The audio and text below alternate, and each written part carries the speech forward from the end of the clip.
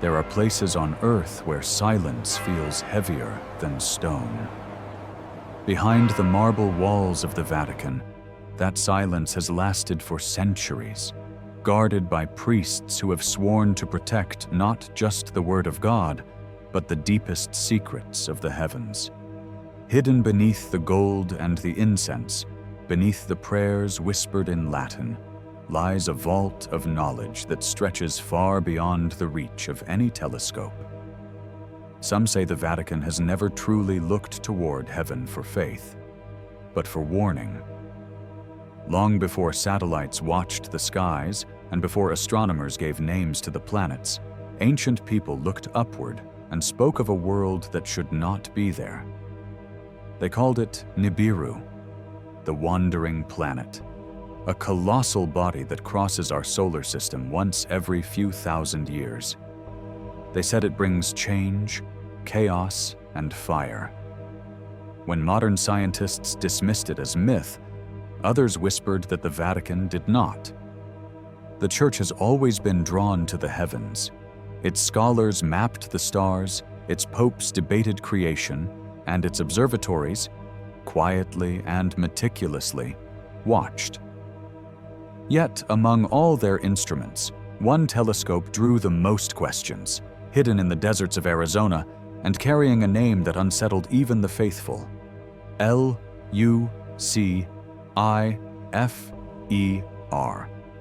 That is where the story begins to twist, because according to some, that telescope was not built merely to admire the stars, but to track something approaching. For generations, rumors have spread of sealed documents, secret councils, and frightened astronomers who saw something that could shake every foundation of human belief. They say the Vatican knows that a new object has entered our cosmic neighborhood. They say the Church is preparing not for salvation, but for impact. Whether this is prophecy, paranoia, or a truth too dangerous to reveal, only time and the skies can tell. Tonight, we will step quietly into the corridors of the Vatican and gaze into the darkness beyond the stars. We will trace the path of a myth that refuses to die and ask a question that has haunted both scientists and saints alike. What does the Vatican know about Planet Nibiru? There are moments in history when humanity pauses and listens to the silence of the heavens. It is not the silence of peace, but the kind that carries weight, as if the universe itself is holding its breath. For centuries, the Vatican has listened to that silence more closely than any other place on earth. Behind the vast libraries and marble corridors of the Holy See lies a quiet fascination with the stars. Faith may look upward for God, but science looks upward for truth. And within the walls of the Vatican, those two pursuits have never truly been separate. The Church that once feared the telescope now funds them. The men who once condemned Galileo now send their own astronomers into the desert to peer into the darkness. What they are searching for is not merely divine beauty. Some believe they are searching for a warning. Centuries ago, the night sky was a map of gods and monsters. Ancient civilizations carved their understanding of creation into stone, watching patterns move across the blackness. Among those early sky watchers were the Sumerians, the people who spoke of a planet that moved unlike any other. They called it Nibiru, the crossing place, a celestial body that appeared once every few thousand years and brought great change each time it came. To the Sumerians, it was the realm of their gods, the Anunnaki, beings who came down from the heavens and taught humanity the knowledge of the stars. To modern science, Nibiru was dismissed as myth, but the myth never disappeared. It lingered, waiting for a time when telescopes would be powerful enough to search for it again. The Vatican's relationship with the stars has always been complex. On the surface, its mission is spiritual, yet beneath the surface, it guards centuries of astronomical data, star charts, and ancient manuscripts that predate most modern observatories. When the Vatican Observatory expanded its reach beyond Europe and built its facility in Arizona, many saw it as a sign of progress. Others saw it as something else, a move toward the desert skies where myths of returning planets and watchers in the heavens have always been strongest. There, on Mount Graham, far from the noise of cities and human eyes, the Vatican's astronomers began observing the universe with instruments of almost unholy precision, and it was there that a device was installed bearing a name that would unsettle even the faithful, L.U.C.I.F.E.R. The name alone was enough to ignite whispers. How could the Church, keeper of divine light, name its greatest eye after the fallen angel, the light-bringer cast out of heaven? The explanation was simple enough in scientific terms, a complex acronym for a piece of infrared technology used to study distant galaxies. But symbols matter. Words carry memory, and in the human mind, coincidence rarely stays innocent for long. Some said the name was no coincidence at all. They claimed it was chosen deliberately, a nod to forbidden knowledge, a mirror to the story of Lucifer himself, who desired to see what God saw. In the depths of that symbolism, the idea was born that perhaps the Vatican, too, was trying to see something it was never meant to witness. Those who believe in the Nibiru theory claim that Vatican astronomers were among the first to detect an unknown object moving beyond the orbit of Pluto. According to these accounts, the infrared capabilities of the L.U.C.I.F.E.R. instrument made it possible to track something faint but massive, an object that emitted heat rather than reflected sunlight, as if it were approaching from the cold darkness beyond the solar system. No public records confirm such a discovery, yet the rumor persists, fed by snippets of interviews, anonymous testimonies, and the undeniable fact that the Vatican rarely comments on what its observatories truly find. To understand why this matters, one must remember what Nibiru represents.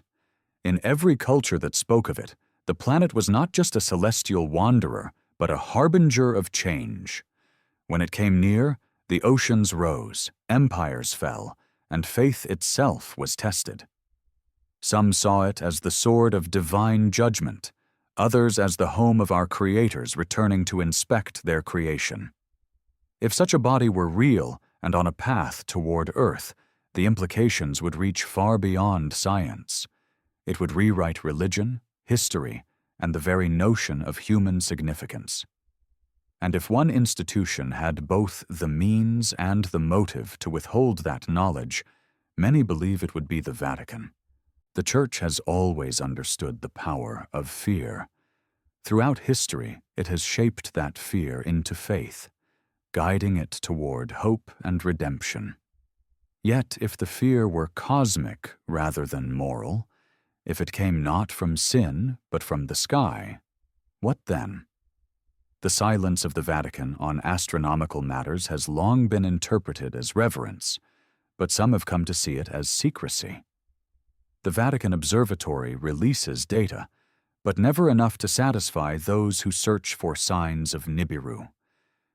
The official stance remains that the observatory's purpose is purely scientific, detached from prophecy or theology. Yet its very existence, funded by one of the oldest religious powers on Earth, invites speculation. What if faith and science are not merely coexisting within the Vatican, but conspiring? Late-night radio shows, underground documentaries, and anonymous insiders have all fed the story. A retired astronomer speaks of a massive infrared anomaly. A former Jesuit claims that private meetings discussed the return of a celestial visitor. A leaked memo from the archives mentions a roaming star seen centuries ago. None of it can be verified, but in the world of secrets, proof is often the last thing people want.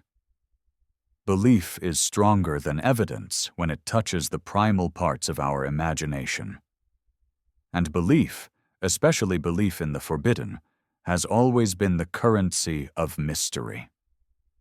Imagine the scene for a moment.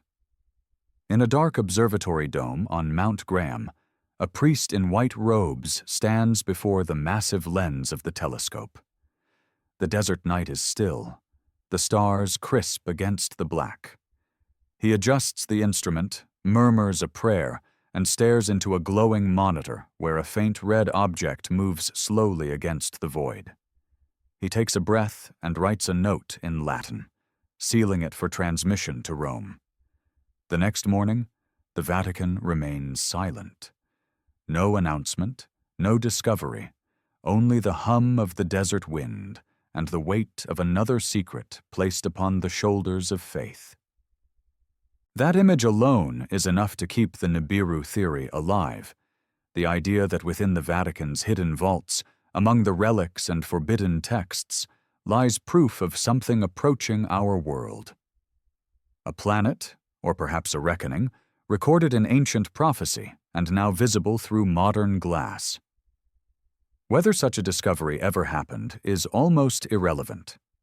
What matters is that people believe it could, because it fits so perfectly into the pattern of human fear and divine silence. For every era has its apocalypse, and every faith its forbidden truth. When the sky falls silent, humanity listens hardest. The silence of the Vatican, in this context, becomes more than absence of sound. It becomes a signal, a pause before revelation. Somewhere between science and scripture, between the telescope and the cross, lies the question that refuses to die. If the heavens truly hold a secret capable of shaking our world, would the Vatican tell us? Or would it keep watch in silence, waiting for the day when the stars themselves reveal what no man dares to speak? Long before the Vatican raised its domes above Rome, long before any church or cross marked the landscape of faith, there were the watchers of the ancient world who looked to the heavens for meaning. In the cradle of civilization, on the plains between the Tigris and the Euphrates, stood the temples of Sumer. The people who built them believed that the sky was alive. Every star was a god, every movement of light a message. Among their many celestial legends, one stood apart from all others. They spoke of a planet that was not fixed among the known wanderers. It came and went, invisible for centuries, only to return bringing storms and fire. They called it Nibiru, the planet of crossing. In their tablets of clay, etched in cuneiform that still survives, the Sumerians described Nibiru as the home of the Anunnaki, beings who descended from the heavens to shape humanity. These were not spirits or angels in the sense the Vatican would later define, but powerful visitors of flesh and knowledge. They brought metallurgy, agriculture, astronomy. They guided kings and demanded worship. For the Sumerians, the return of Nibiru was not a myth, but a cycle, a cosmic rhythm that decided the fate of empires.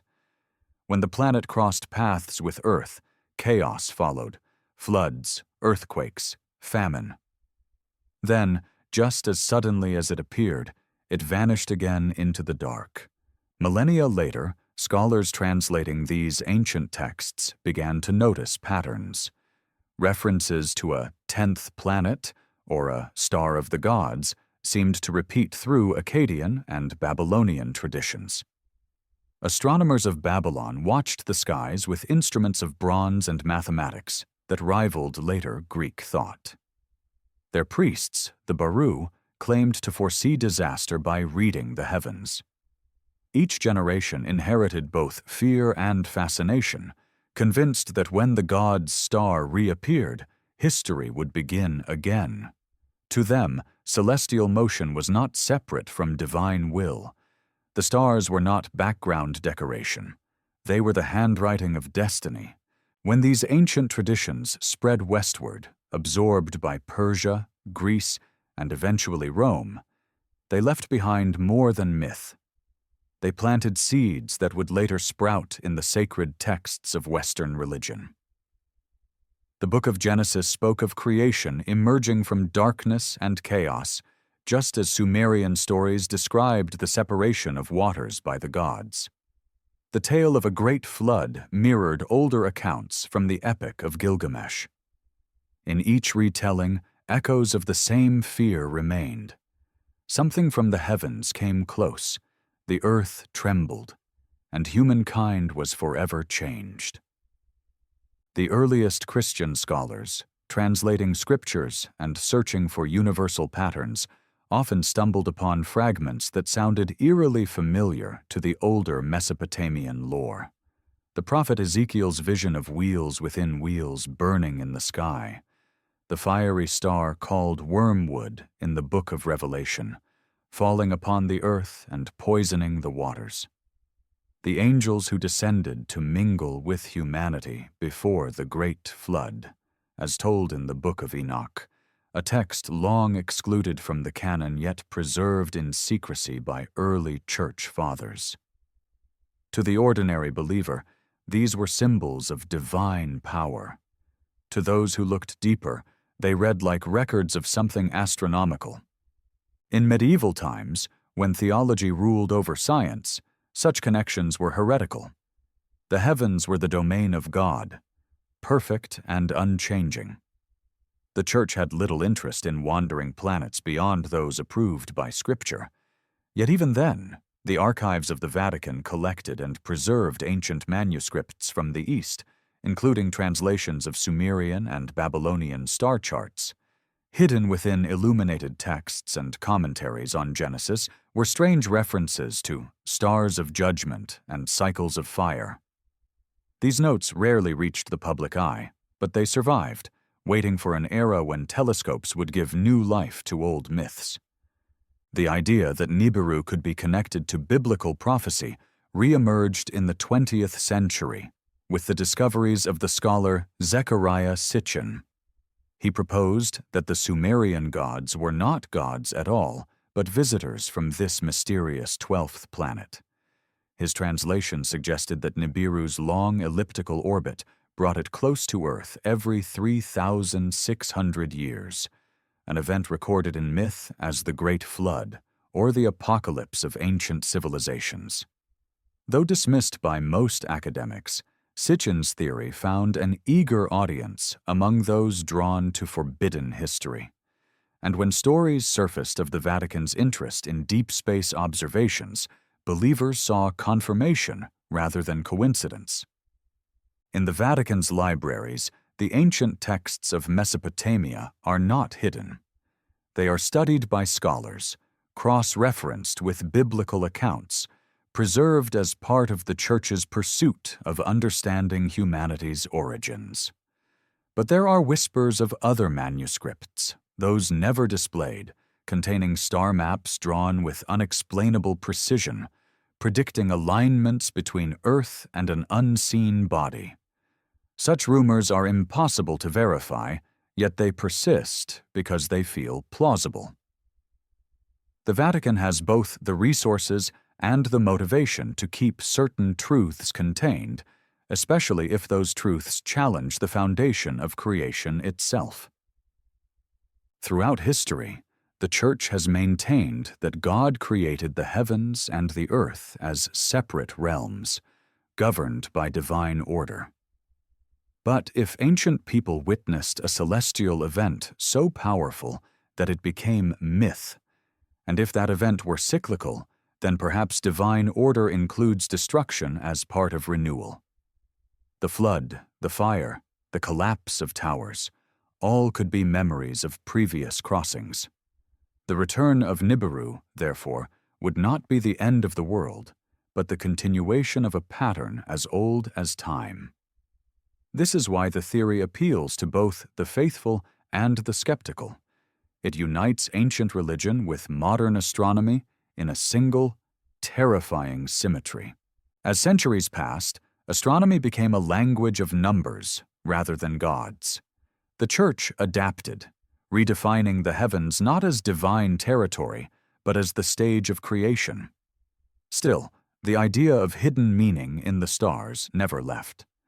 Renaissance thinkers like Johannes Kepler and Giordano Bruno speculated about other worlds and inhabitants beyond Earth, ideas that brought them dangerously close to the edge of heresy. The Vatican condemned some and quietly preserved the writings of others. It is as if the institution understood that one day these ideas would no longer be heresy, but necessity. When modern astronomers began searching for anomalies beyond Neptune, they discovered that the orbits of certain celestial bodies behaved strangely, as though influenced by a massive unseen planet. The public called it Planet X. The believers called it Nibiru. And somewhere in the depths of the Vatican Observatory, some imagined that ancient prophecy and modern science had finally met. For the Vatican, whose scholars have access to both the oldest myths and the most advanced instruments, the intersection of the two is dangerous territory. To acknowledge even the possibility of a recurring celestial intruder would force a re-examination of sacred timelines. The 6 days of creation, the flood, the apocalypse, each could be seen not as divine acts, but as natural cycles viewed through the lens of faith. Such an admission could unravel centuries of doctrine. Silence, therefore, remains safer than explanation. When one reads the ancient hymns to Nibiru, they describe not only destruction, but renewal. The planet of crossing was feared and worshipped because it marked the turning of ages. The priests of Babylon believed that when it appeared, old empires would fall and new ones would rise. For the modern world, obsessed with apocalypse and rebirth, this idea feels familiar. Each generation looks to the sky and sees both promise and doom. The Vatican, whether it knows the truth or not, stands at the center of that timeless tension. It guards the past and observes the heavens, caught between myth and revelation. The story of Nibiru is therefore not just a story of a hidden planet. It is a reflection of humanity's oldest question. Are we alone, or are we being watched? The Sumerians answered with gods. The Church answered with angels. Science answers with data. But in the quiet halls of the Vatican, where faith and knowledge share the same air, the question may never have been settled. Perhaps that is why the Church continues to watch the stars, quietly and persistently. Because deep down, beneath theology and ritual, there remains the same ancient fear that once haunted the priests of Babylon, that something is out there, moving closer, waiting for its time to cross again. When the sky falls silent, we listen, and when the silence ends, we remember. The Sumerians carved it into stone, the prophets turned it into scripture, and the Vatican, some believe, keeps the record sealed. Whether Nibiru is myth or truth, the echo of its name still vibrates through history. Somewhere beyond the reach of our telescopes, in the cold and endless dark, a wanderer may still follow its ancient path. And perhaps the Vatican, with eyes that have seen too much, already knows when it will return. In the heart of Rome, among the whispers of ancient stone, stands one of the most secretive scientific institutions in the world. It is not a laboratory run by governments or corporations, but a place owned by the smallest nation on earth, a city built upon faith and mystery. The Vatican Observatory has existed for centuries, surviving wars, reformations, and revolutions, always hidden behind the calm face of religion. Its official purpose is simple: to study the heavens in the light of reason and faith. Yet, to many, the Vatican's astronomers are more than scientists. They are watchmen, silent custodians of knowledge that could alter humanity's understanding of the universe. The story of the Vatican's fascination with the stars begins long before telescopes were invented. Medieval monks mapped constellations by hand, aligning them with religious calendars. They tracked the movements of the moon to calculate Easter and read eclipses as omens of divine will. Their observatories were not towers of glass and metal, but scriptoria, where the turning of the heavens was copied into parchment illuminated by candlelight.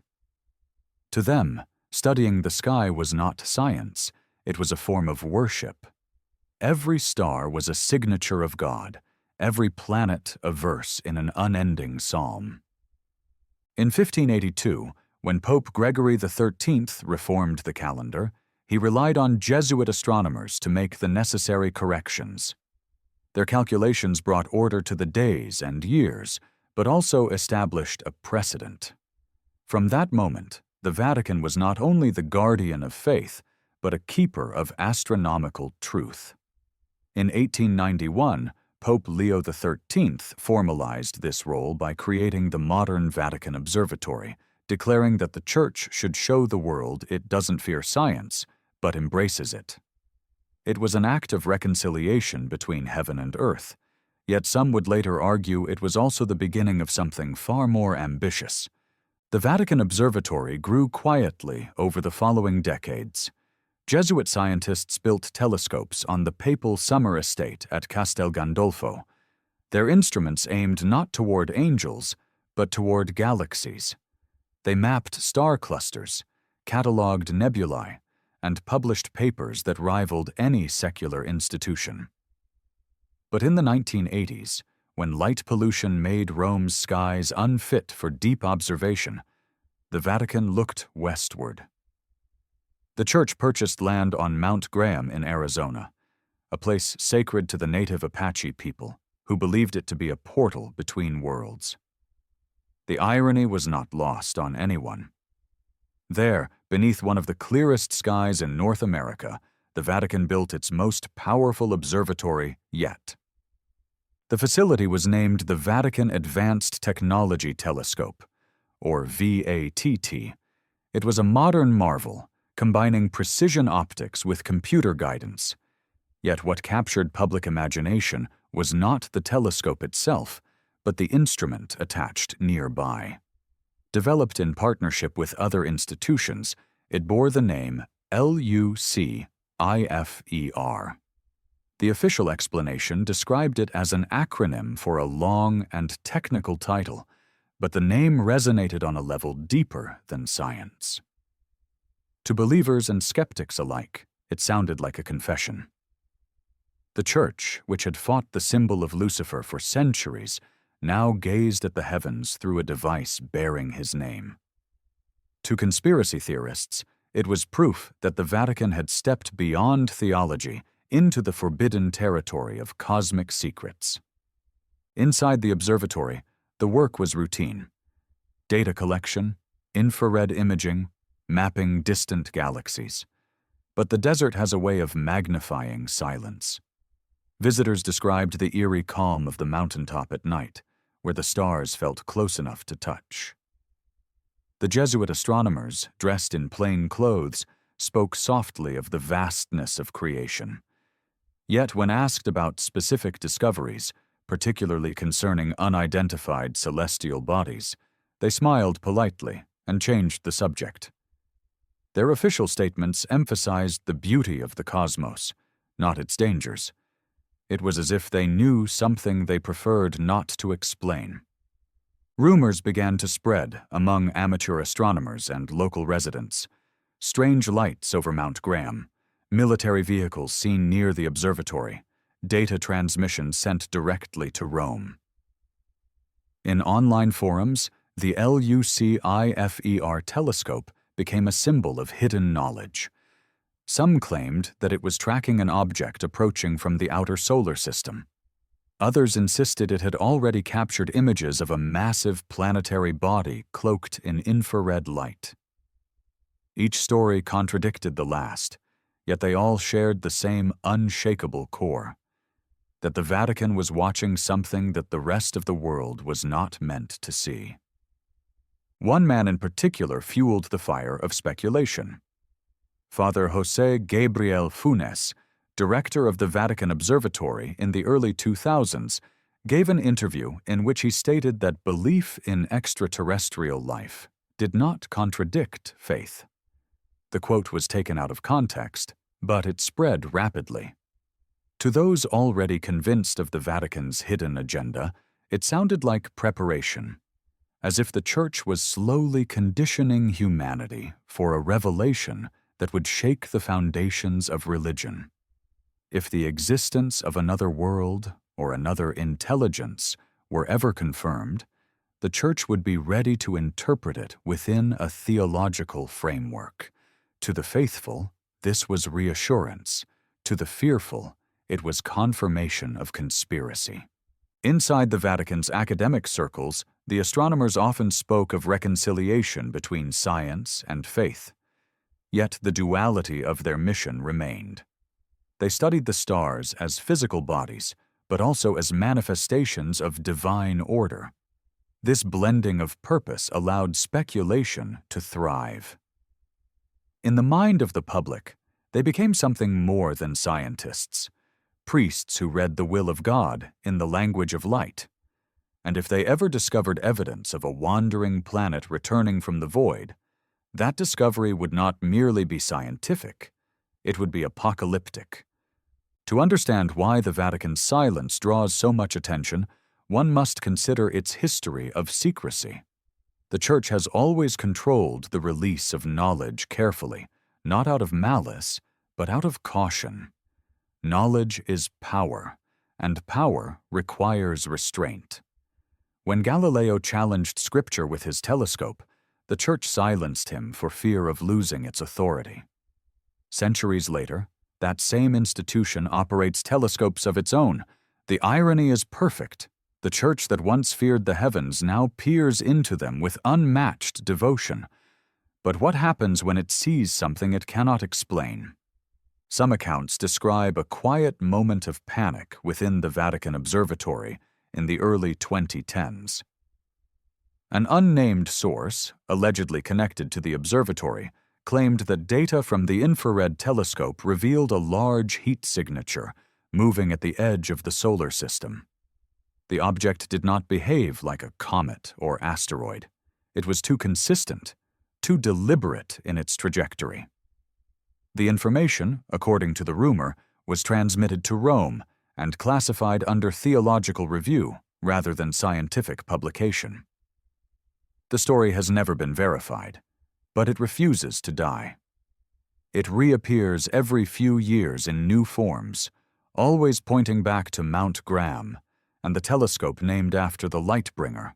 The power of the Nibiru theory lies not in evidence, but in possibility. It lives in the space between what the Vatican reveals and what it withholds. People see a telescope called L.U.C.I.F.E.R. run by priests in the desert, and their imagination does the rest. They connect it to ancient Sumerian prophecies, to the Book of Revelation, to NASA's search for Planet X. They see patterns where perhaps none exist, or perhaps where too much truth hides beneath the surface. The Vatican, for its part, neither confirms nor denies.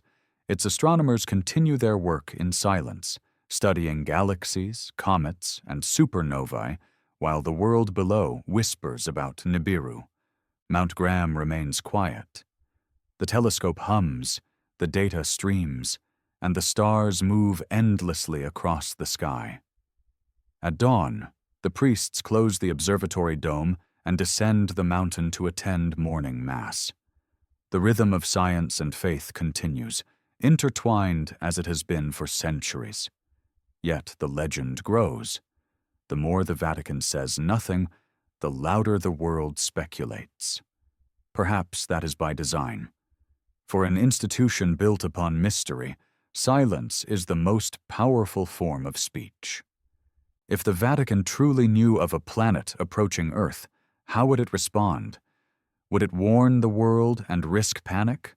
Or would it pray in secret, preparing souls rather than bodies for what is to come? History suggests the latter. The Church has always sought to guide belief, not science. Its astronomers may study the heavens for truth, But the truth they serve is not bound by data. It is bound by faith. In the end, the Vatican's astronomers remain both scientists and priests, keepers of light and guardians of shadow. Their telescopes reach farther into the universe than most will ever see, yet their loyalty remains fixed upon the unseen. They watch, they record, they wait. And as the desert night stretches above them, filled with stars and silence, one cannot help but wonder what they have already seen, and why they choose to remain silent. Deep beneath the streets of Vatican City lies a place few have ever entered. A labyrinth of stone and shadow, stretching for miles beneath the surface of the most powerful religious institution in the world. The air there is dry and cold, preserved to protect parchment and memory. This is the Vatican's secret archives, a repository of more than 12 centuries of knowledge. It contains everything from papal correspondence and royal decrees to forbidden texts and astronomical manuscripts. To most historians, it is a library. To those who believe the Vatican guards celestial secrets, it is a vault of apocalypse. The origins of the archives reach back to the early church, when scribes began recording not only theology, but also events in the heavens. They noted eclipses, comets, and strange lights that appeared in the night sky. These records were kept alongside chronicles of miracles and prophecies, blending faith with observation. Over time, the collection grew into an immense repository. By the Renaissance, it held some of the oldest astronomical texts known to humanity, Greek treatises, Arabic star maps, and Latin translations of Babylonian omens. The Church had become the guardian of the world's cosmic memory, preserving even the knowledge of ancient civilizations it once sought to convert. When modern visitors imagine the Vatican archives, they picture secret corridors lined with locked cabinets, dimly lit by flickering lamps. In reality, much of the material is catalogued and mundane, but what draws attention are the documents that remain restricted. Access requires special permission granted only to scholars with precise objectives. Even then, vast sections are off-limits. Only a handful of people alive have ever seen the deepest vaults. Rumors claim that within those sealed chambers lie texts that rewrite humanity's understanding of history and of the skies. Among the most persistent stories is that of a manuscript known as the Liber Caelestis, or Book of the Heavens. According to legend, it was written in the 4th century by a Christian astronomer who combined Roman, Hebrew, and Chaldean sky charts into a single record. The text allegedly describes a wandering star that appears once every 3,600 years, bringing fire and flood to the earth. The author identified it as the same destroyer mentioned in the Book of Exodus, the celestial scourge that accompanied the plagues of Egypt. For centuries, the manuscript was said to be hidden in the Vatican vaults, shown only to popes and trusted astronomers. There is no public proof that the Liber Caelestis exists, yet multiple independent accounts have referred to it across the centuries. Each retelling adds new details, and each one places the manuscript somewhere inside the Vatican's forbidden archive. In 1998, an Italian journalist named Silvano Bertini claimed to have interviewed a former Vatican archivist who spoke of astronomical documents stored under the classification De Coelorum Eventibus, on the events of the heavens. The archivist described drawings of an enormous red planet passing between Mars and Jupiter, accompanied by inscriptions warning of upheaval on Earth. The documents were said to be translations from older Sumerian tablets acquired by missionaries in Mesopotamia during the 19th century. When the story was published, the Vatican dismissed it as fabrication, yet the article disappeared from major archives within weeks, preserved only in private copies and obscure internet repositories. To believers in the Nibiru theory, that vanishing act was proof in itself. The connection between ancient Sumerian myths and the Vatican is more than coincidence. Early church scholars studied texts from Babylon and Assyria, seeking parallels between pagan mythology and biblical prophecy. They translated descriptions of a planet named Nibiru, associated with the god Marduk, which was said to cross the heavens and cause the earth to tremble. Rather than dismiss these tales as superstition, some theologians tried to integrate them into biblical cosmology. If the heavens declared the glory of God, then even foreign stars and their movements must hold divine meaning. In private letters and monastic commentaries, one finds hints that the Church saw these cosmic cycles not as myth, but as part of God's recurring plan. Over the centuries, popes and astronomers corresponded on the subject of celestial signs. Pope Sylvester II, a mathematician in the year 1000, was rumored to have built mechanical devices to predict the return of a wandering star. In the 16th century, Jesuit scholars debated whether the great star mentioned in Revelation could refer to a physical body rather than a metaphor. And during the 17th century, an anonymous letter to the papal court warned that an object would one day emerge from the deep sky and bring divine judgment. The author claimed to have based this on the alignment of planets recorded by ancient astronomers of Nineveh. The letter was sealed, its writer never identified. It remains one of the most cited yet unseen documents in Vatican lore. If such texts exist, they are not kept for public eyes. The Church has long maintained that certain knowledge must be protected to prevent misunderstanding or panic. This philosophy dates back to the suppression of apocryphal Gospels and extends to scientific data that might unsettle faith. Within the Vatican, truth is not measured by discovery alone, but by its effect on the soul. If a celestial object were discovered that challenged humanity's place in creation, the Church might choose silence, believing that revelation must come in God's time, not man's. In 2013, an event rekindled global interest in the Vatican's supposed hidden astronomy. A leaked email circulated online, allegedly written by a European observatory researcher, describing correspondence with Jesuit scientists. It spoke of a luminous body approaching from beyond the Kuiper belt, visible only in infrared, and referred cryptically to archival precedents from the Holy See. The message mentioned the word Nibiru only once, but that was enough. Conspiracy forums exploded, linking the leak to the Vatican's observatories and ancient manuscripts. Though no evidence supported the claim, the timing coincided with Pope Benedict XVI's resignation, a coincidence that, to those already convinced, seemed anything but random.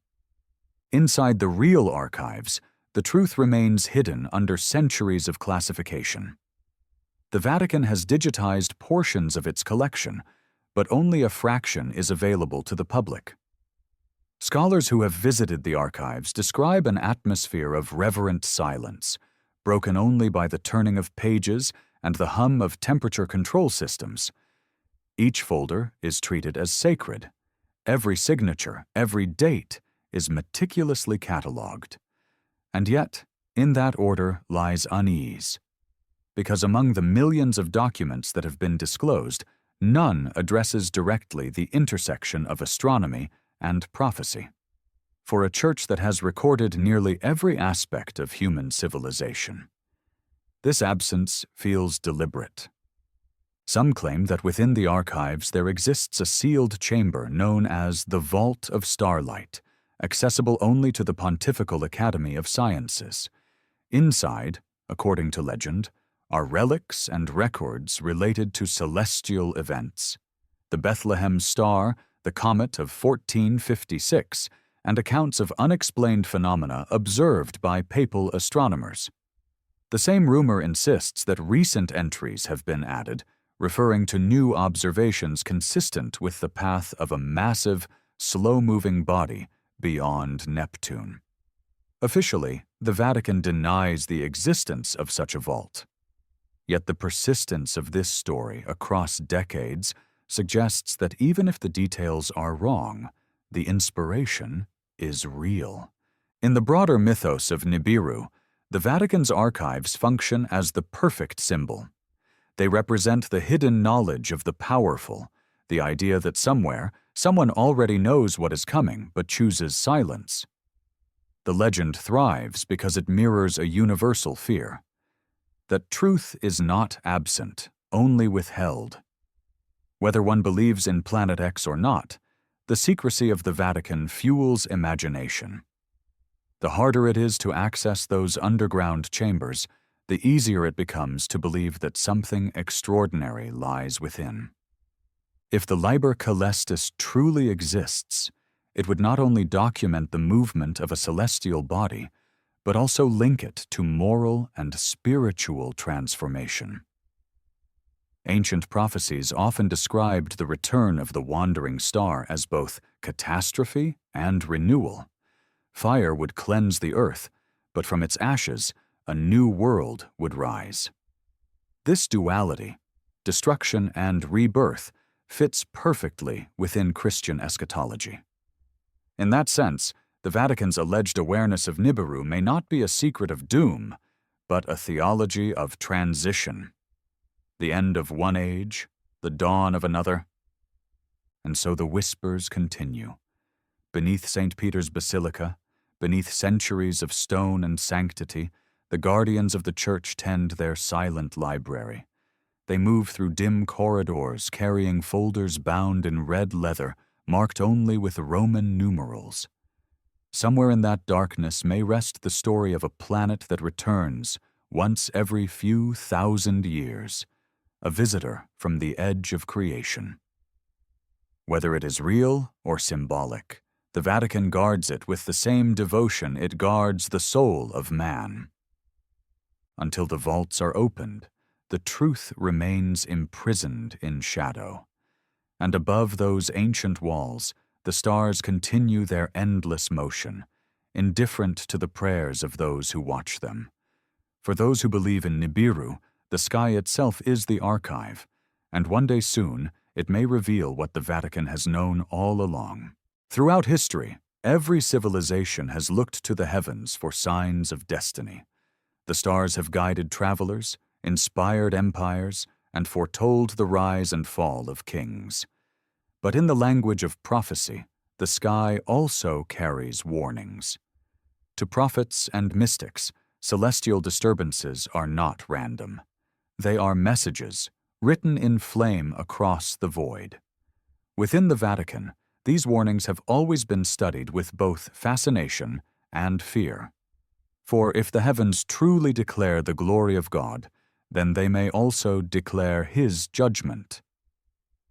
And in the theory of Nibiru, that judgment takes the form of a planet, a wandering world of destruction returning to fulfill the ancient promises of fire. The connection between celestial prophecy and divine punishment runs deep within Christian tradition. The Book of Revelation describes a moment when a great star fell from heaven, burning as it were a lamp, turning the waters bitter and marking the beginning of tribulation. Medieval theologians debated whether this star was symbolic or real. Some said it represented the fall of Lucifer, others the descent of a comet, still others an unknown planet sent to cleanse the world. When astronomers later began to speak of objects beyond Neptune, those ancient words gained new weight. For believers in Nibiru, the prophecy had already been written. The Church had simply hidden its interpretation. In the Middle Ages, the Vatican collected and preserved hundreds of apocalyptic visions. Monks, hermits, and saints described dreams in which the earth trembled and the sky turned red. In one such text, attributed to a Benedictine mystic in the 12th century, there is a reference to the great wanderer of the outer sky, whose return will break the towers of men. Another prophecy, circulated among Franciscan scholars, spoke of two suns appearing before the world's renewal. Though couched in symbolic language, later interpreters linked these visions to the idea of a second celestial body, a twin to the sun, or a planet so large and bright it could be mistaken for one. These texts, copied and stored in monastic libraries, would centuries later be re-examined through the lens of modern astronomy, giving birth to a fusion of science and eschatology that the Vatican has struggled to contain. One of the most controversial figures in this lineage is the 17th-century Jesuit priest Athanasius Kircher. Known as one of the great polymaths of his time, Kircher studied everything from geology to linguistics. Among his lesser-known writings is a manuscript that speculates about the cyclical destruction of the earth by celestial means. He wrote of floods and fires that came not by divine miracle alone, but by the movements of the heavens. In a passage often cited by modern theorists, he refers to a hidden world that passes unseen through the firmament, whose approach brings both ruin and renewal. Though Kircher's surviving works are fragmented, some believe he was describing the same object that the Sumerians called Nibiru, and that his writings were quietly classified by the Vatican after his death. The idea that the end of an age corresponds with astronomical cycles is not unique to Christianity.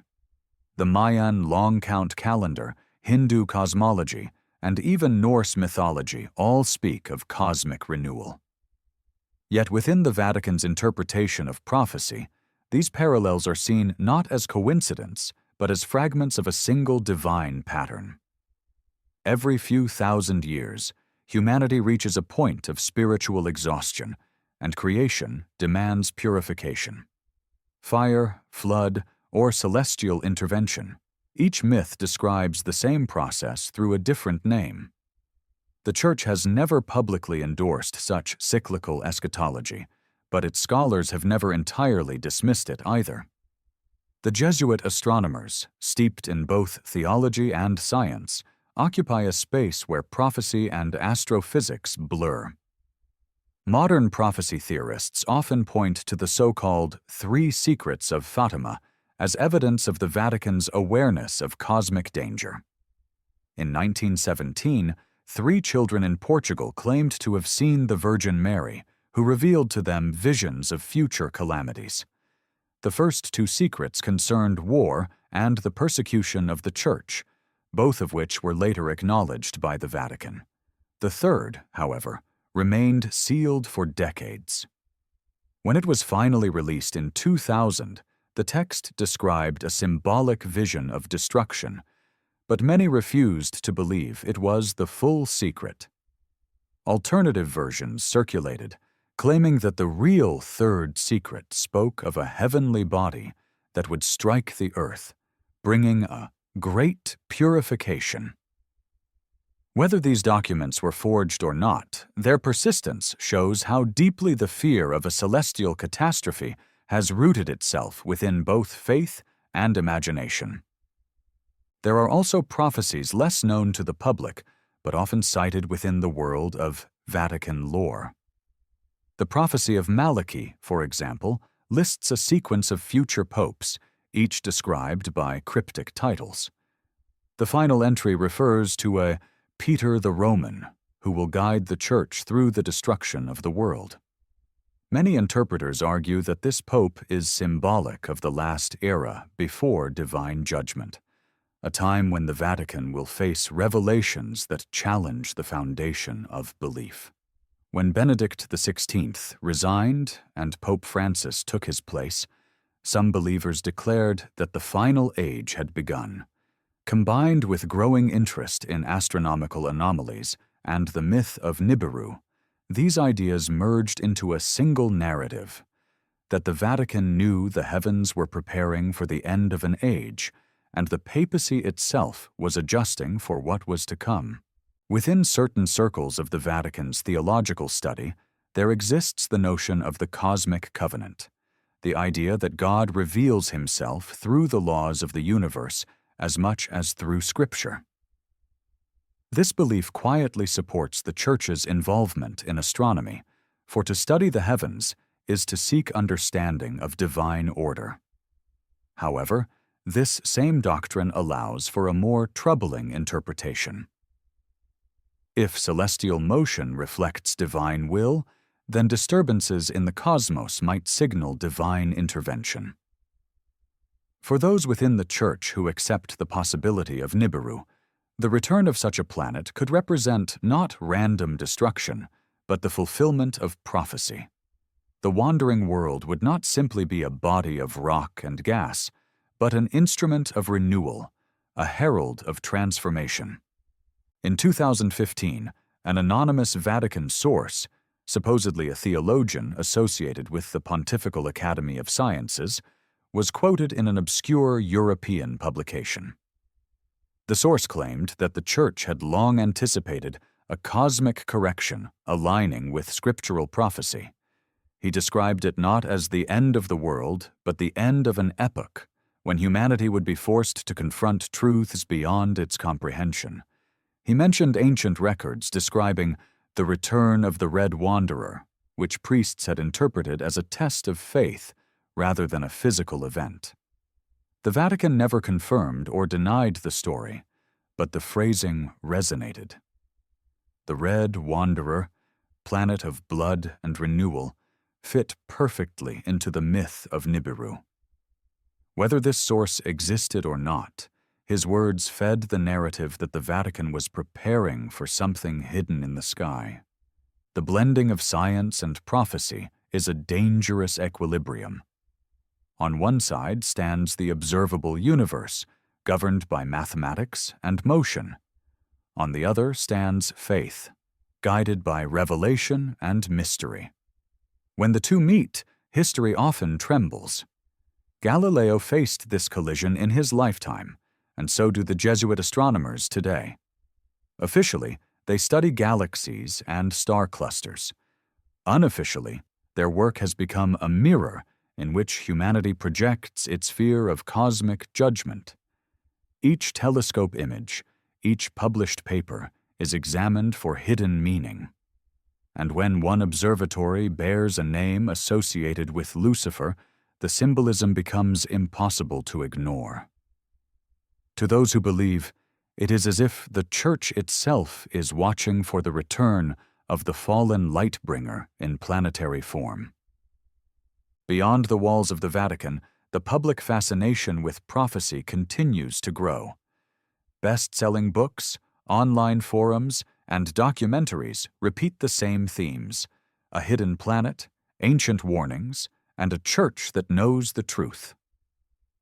For many, these stories offer meaning in a chaotic world.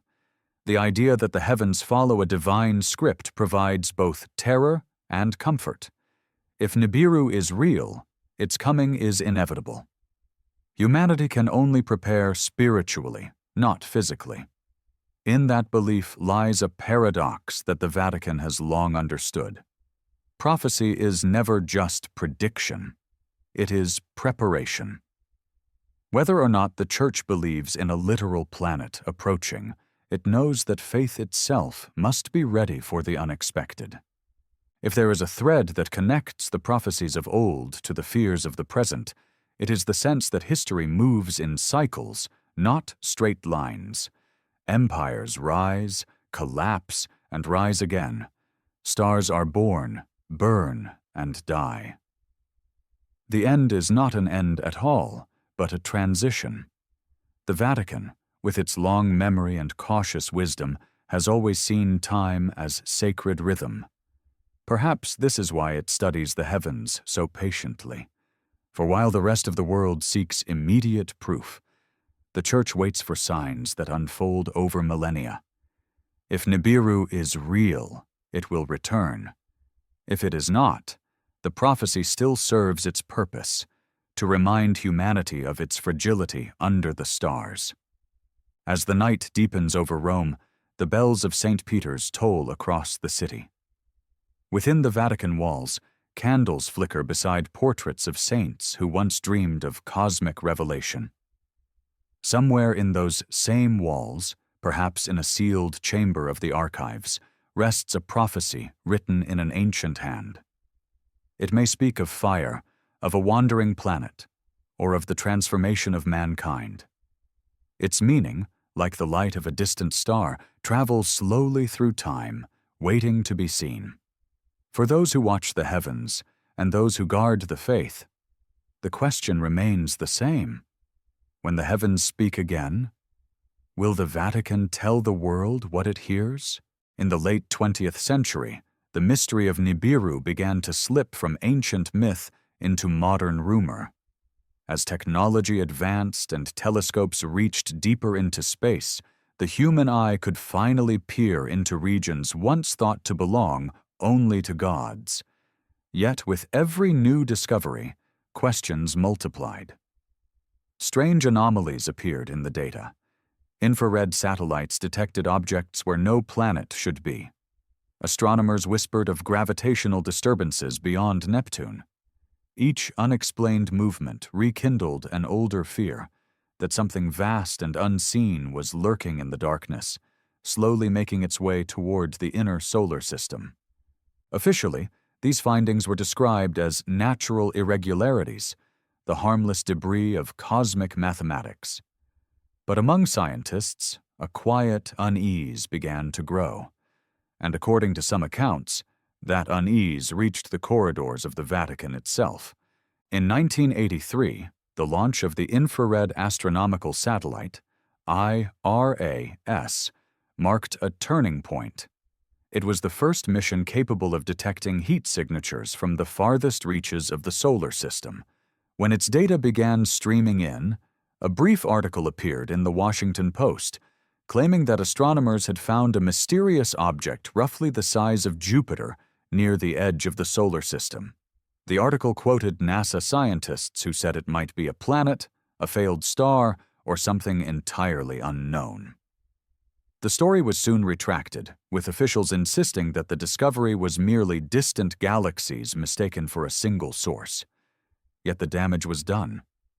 Conspiracy theorists, historians, and even a few members of the clergy began to connect this event to the old Sumerian legend of Nibiru, and to the Vatican's secret fascination with celestial anomalies.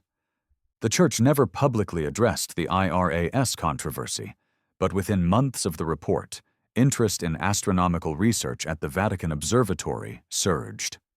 New equipment was ordered, correspondence between Rome and Arizona intensified, and several Jesuit astronomers quietly visited other observatories in Europe and the United States. Officially, these trips were for academic collaboration. Unofficially, they were interpreted as reconnaissance.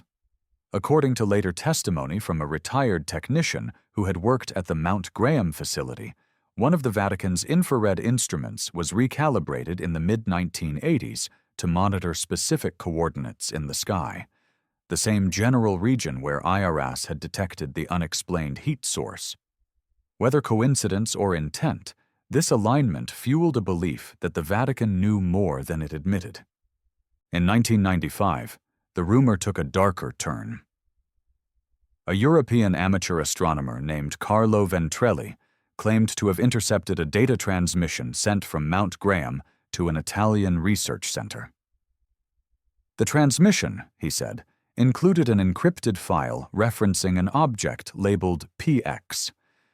Ventrelli described it as an irregular orbiting body entering the plane of the solar system. He was dismissed as a hoaxer, but years later, leaked correspondence between several universities confirmed that PX was indeed a term used informally to refer to a hypothetical Planet X, the same name associated with Nibiru in popular lore. Nothing in the correspondence implicated the Vatican directly, yet believers saw it as validation that something hidden was being tracked. Around the same period, Father Malachi Martin, a Jesuit priest and former insider within the Vatican hierarchy, published a series of books and gave interviews discussing the darker aspects of church politics. In one conversation, he mentioned that the Vatican Observatory on Mount Graham had been established because the highest levels of the Vatican know what is approaching toward us, he never elaborated, and his statement could have referred to a spiritual crisis or social change rather than a literal planet.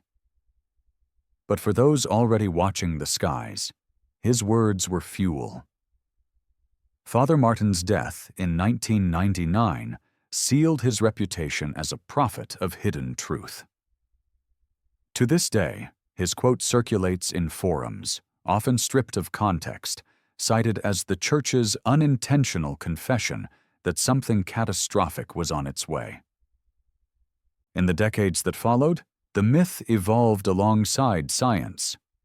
Astronomers discovered dozens of distant objects beyond Neptune, Eris, Sedna, and other icy bodies orbiting in the Kuiper Belt. Each new discovery seemed to validate the existence of a gravitational force beyond their reach. Some suggested that an unseen planet, perhaps 10 times the size of Earth, was pulling these smaller bodies into strange orbits. This idea became known as the Planet 9 hypothesis. Most scientists treated it as a legitimate question, not a threat. But online, the word Nibiru began to replace Planet 9. Videos, articles, and documentaries appeared, blending real science with prophecy. The Vatican, always silent, was pulled back into the narrative. By the early 2000s, digital leaks began to surface.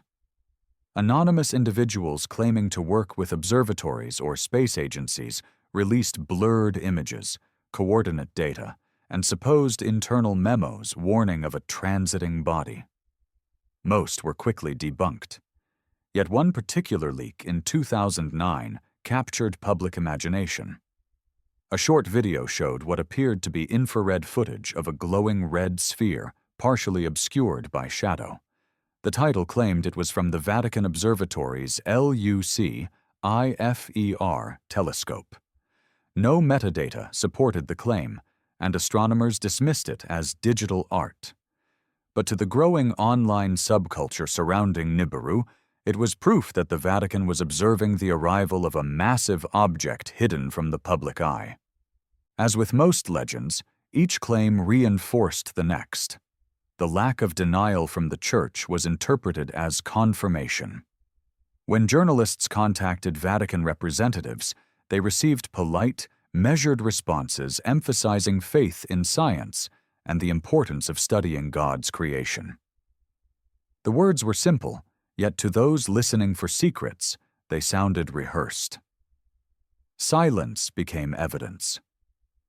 Meanwhile, in 2012, global hysteria over the Mayan calendar reached its peak. Predictions of the world's end flooded the internet, and the Vatican found itself once again at the center of speculation. Some claimed that the Church had ancient knowledge of celestial cycles matching the Mayan prophecies. Others suggested that the papal resignation of Benedict XVI 1 year later was no coincidence, that he had been warned of cosmic events soon to unfold. When asked, Vatican astronomers laughed off the idea, yet one priest at the observatory was quoted saying, "The heavens do not end, but sometimes they remind us how small we are." It was a benign statement, yet it echoed like a riddle. In 2016, the announcement of the Planet 9 hypothesis by Caltech researchers rekindled the conversation. Two respected astronomers, Konstantin Batygin and Mike Brown, published data suggesting a massive planet may indeed exist far beyond Neptune. Though their theory was scientific, the world of conspiracy quickly transformed it into prophecy. Within days, articles appeared claiming that Planet 9 was Nibiru and that the Vatican had known of its existence for decades. The presence of the Vatican's observatory in Arizona, equipped with infrared instruments capable of detecting such objects, was cited as irrefutable proof. The Church issued no response. The silence was deafening. Inside the Vatican, however, the observatory continued its work without interruption. Jesuit scientists published papers on supernovae, quasars, and galactic dust. Their research was open, peer-reviewed, and available to anyone who cared to read it.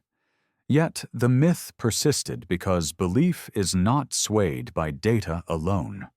For many, the Vatican represented an authority that transcended science, an institution with access to truths denied to ordinary people. The idea that such an authority might hold cosmic knowledge too terrible to reveal was irresistible. Over time, a pattern emerged. Whenever a new astronomical discovery captured headlines, a distant object, a strange orbit, a telescope malfunction, rumors of Nibiru flared anew. The Vatican's name surfaced again and again, woven into each iteration of the myth. Even respected astronomers found themselves caught in the web. Dr. Guy Consolmagno, the current director of the Vatican Observatory, has spent years patiently debunking such claims. Yet his calm explanations, delivered in soft Jesuit tones, only deepened the mystery for those already convinced. How could someone so close to the supposed truth appear so untroubled? To believers, his serenity was not ignorance but training. And then there are the testimonies that refuse to vanish. A former engineer at an American observatory once claimed that he had been approached by Vatican officials requesting access to his infrared data from a region of the sky near Orion. An astronomer from Chile alleged that a European religious delegation had asked to review telescope footage of an unidentified moving object. These claims are impossible to verify, yet they circulate endlessly, cited as evidence that the Church's scientific interest hides a deeper agenda. In truth, the Vatican's relationship with modern astronomy is a paradox. It encourages open research while maintaining a tradition of guarded knowledge. It seeks to reconcile faith and science, yet avoids subjects that could destabilize either. This tension is fertile ground for mystery. When the Church speaks, skeptics listen for omissions. When it stays silent, believers fill the void with imagination. The result is a living myth that evolves with every generation, reshaped by technology and fear. By the dawn of the 2020s, the theory of Nibiru had become more than a fringe belief. It was a cultural phenomenon, blending religion, apocalypse, and cosmic wonder. Millions watched the skies through backyard telescopes, convinced that the Vatican knew something the world refused to see. Some believed that the coming of Nibiru would trigger earthquakes and floods. Others said it would reveal hidden dimensions or divine truths. A few even argued that it was not a planet at all, but a vessel, a celestial ark carrying the remnants of an ancient race, returning to judge its creation. Through it all, the Vatican remained silent. The observatories kept their lenses pointed upward, their data private, their prayers quiet. For those who seek the truth, the question remains painfully simple.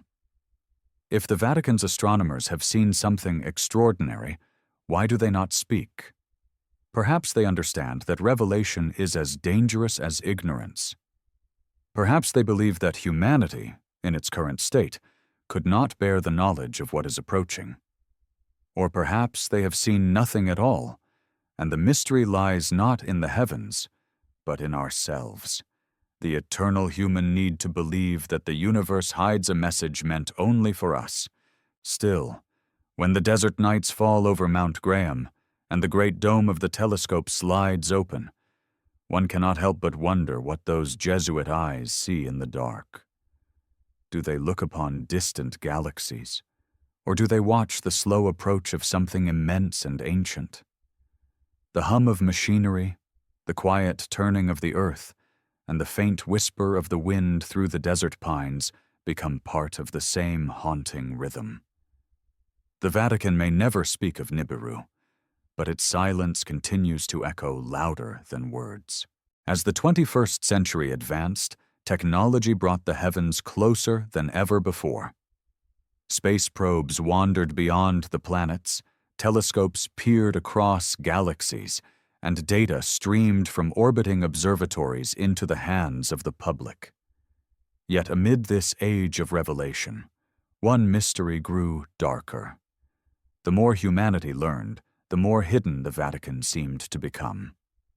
What was once whispered in ancient myth had evolved into a modern accusation that the Church, together with world governments and scientific institutions, was deliberately concealing the truth about Planet Nibiru. The roots of this belief reached back to the earliest partnership between religion and science. For centuries, the Vatican had sponsored scholars, funded observatories, and maintained a delicate influence over Europe's scientific awakening. Even after the age of Galileo's persecution had passed, the Church's relationship with astronomy remained both proud and cautious. When space agencies emerged in the 20th century, they inherited the same blend of wonder and control. Governments built telescopes not for faith, but for defense, and information became a resource to be managed. This environment created the perfect climate for secrecy. To believers in Nibiru, it was only logical that the Vatican, an institution devoted to both spiritual authority and cosmic curiosity, would find allies among those who ruled the skies. The first modern spark of the cover-up theory came after the IRS mission in 1983. The sudden withdrawal of official statements, the vague explanations, and the absence of follow-up data formed the pattern that conspiracy would later thrive upon. Rumors claimed that the Vatican had immediately requested access to the infrared findings, invoking its historical status as a scientific authority. Unverified documents surfaced, suggesting that a classified agreement between NASA, the United States government, and the Vatican Observatory restricted the release of certain astronomical data deemed destabilizing to public order. The papers were never authenticated, yet they became gospel among believers. In forums and underground publications, the Vatican was portrayed as both gatekeeper and prophet, holding cosmic knowledge that could end civilization if released too soon. By the early 2000s, the Internet became the new cathedral of mystery. Across message boards and encrypted chat rooms, anonymous users claiming to be insiders shared coordinates, satellite imagery, and fragments of supposed communications between observatories. The term Majestic 12 reappeared, an alleged secret group originally tied to UFO cover-ups, now rebranded as Celestial Watch, with the Vatican cast as its moral anchor. According to these claims, the Vatican's role was not simply to observe Nibiru, but to prepare humanity spiritually for its arrival. The story went that certain cardinals had been briefed on possible global chaos if the truth emerged: mass panic, economic collapse, the shattering of religious certainty. The Vatican, they said, had chosen silence not out of malice, but mercy. At the center of these theories stood Mount Graham in Arizona, its summit bristling with domes and antennas. The L.U.C.I.F.E.R. instrument, now renamed LBTI to avoid controversy, remained a magnet for speculation. Journalists who visited the observatory reported nothing unusual, just quiet, dedicated scientists studying distant galaxies. But outside its gates, demonstrators held signs warning that the Vatican was tracking the destroyer planet. They claimed that late at night, equipment vans arrived without markings, and that data was transmitted directly to a hidden archive in Rome. Local residents, amused but wary, spoke of helicopters circling the mountain and of government vehicles that appeared after each protest. None of these sightings were verified, yet they painted the canvas upon which the Nibiru myth continued to grow. In Europe, a parallel narrative took hold. Independent researchers connected the Vatican's supposed knowledge of Nibiru to secret files kept in the Vatican Apostolic Archive, formerly called the Secret Archive. These immense chambers, stretching beneath the apostolic palace, contains centuries of letters, papal decrees, and forbidden manuscripts. To historians, they are a treasure of human heritage. To believers, they are a vault of cosmic prophecy. One theory claimed that among the sealed documents were ancient Sumerian translations describing Nibiru's orbit and its role in biblical cataclysms. Another insisted that a papal directive issued in the 19th century had warned of a wandering star whose return will herald judgment. None of these claims could be verified, yet the secrecy of the archive itself made refutation impossible. Silence once again became proof. The modern narrative of the cover-up expanded beyond religion and science. Political movements seeking to explain global tensions tied Nibiru to economic instability and natural disasters. Each earthquake, each solar flare, each climate anomaly became evidence that the mysterious planet was nearing. In this framework, the Vatican was not an isolated observer, but a partner in a planetary conspiracy. Governments were accused of building underground bunkers for the elite. The Church, they said, had constructed its own refuge beneath the ancient catacombs of Rome, designed to protect sacred relics and the papal lineage when the sky began to fall. Satellite photos of construction near Vatican City were presented as proof, though they showed nothing more than routine renovations. Still, the idea persisted that faith and power were preparing for something they dared not share. As panic simmered online, the Vatican remained outwardly serene.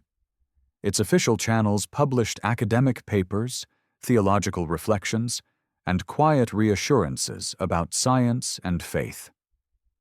Yet the absence of direct denial only strengthened the legend.